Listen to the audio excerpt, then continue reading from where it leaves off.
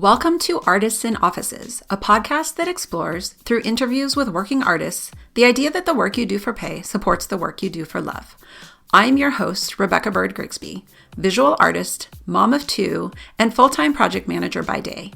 In 2017, I left my day job at the time and spent 2 years rebooting my studio practice while navigating the uncertain terrain between day jobs and creative work. In Season 1, each episode offered a conversation with an artist balancing their day job with their art practice. This season, I'm stepping outside of the office to talk with artists who are also parents, creative people at different stages of their careers and caregiving, about what it really means to make art while raising kids. You know, I like my job. It's not a substitute for art making by any means. Like, I don't think I'll ever not be an artist. My job will never be my whole personality. But I do get something out of it that is pretty tangible.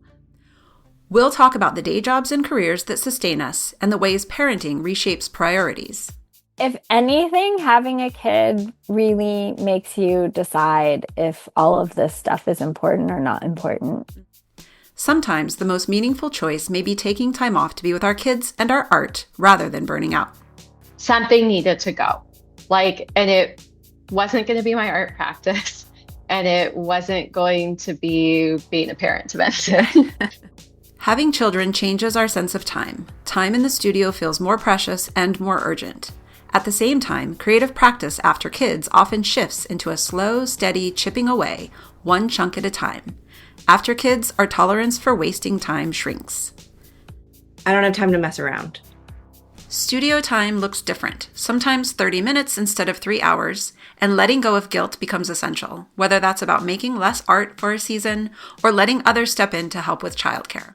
A friend of mine early on said, don't look back, and also to think differently about what studio time means, how you define it, and how you can use it.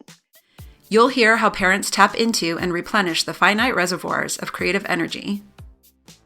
I don't know. I've thought a lot about how, the different reservoirs we have inside of ourselves that we tap into when we're creating or we're teaching or we are being a parent. And I think it's similar. It's coming from this place of love and creativity and spontaneity. And, when you have children, you're really tapping into that same reservoir that you use for your work or that you're used to sort of preserving and protecting for your work. The support networks and partners that make the work possible. I have a great husband. I have to give him credit. And what happens when life shifts unexpectedly through divorce or other changes. When we decided to quit our jobs and started talking about having a family, we basically agreed, how can we tell our child that they can follow their dreams and be who they want to be and do whatever they want to do or be if we're not doing that? We'll talk about modeling persistence for our kids, showing them what it looks like to follow dreams, embark on challenging projects, and keep creating, even when it's easier to do just about anything else.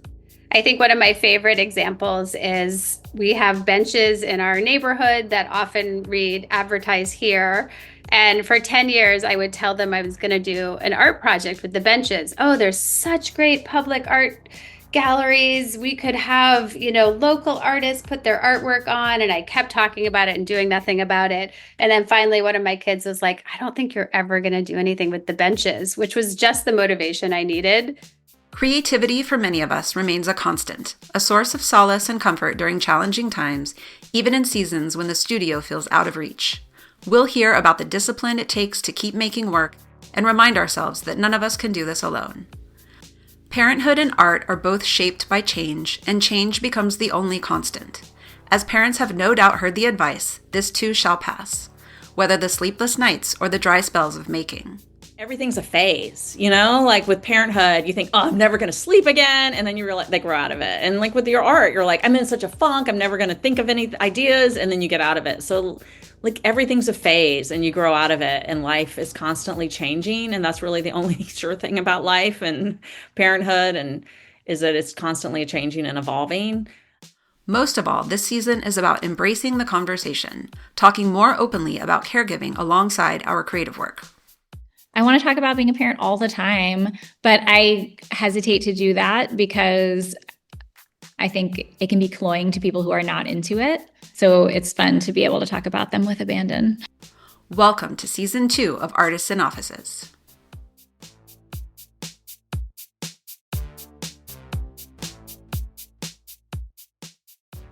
Artists in Offices is produced and edited by me, Rebecca Bird Grigsby. Intro music is provided by Mr. Neat Beats. Show notes and additional episodes can be found at artistinoffices.com. If you enjoyed this episode, please consider subscribing to the podcast on iTunes and leave the show a rating or review. This will help the podcast connect with even more artists in offices. Thank you so much for listening.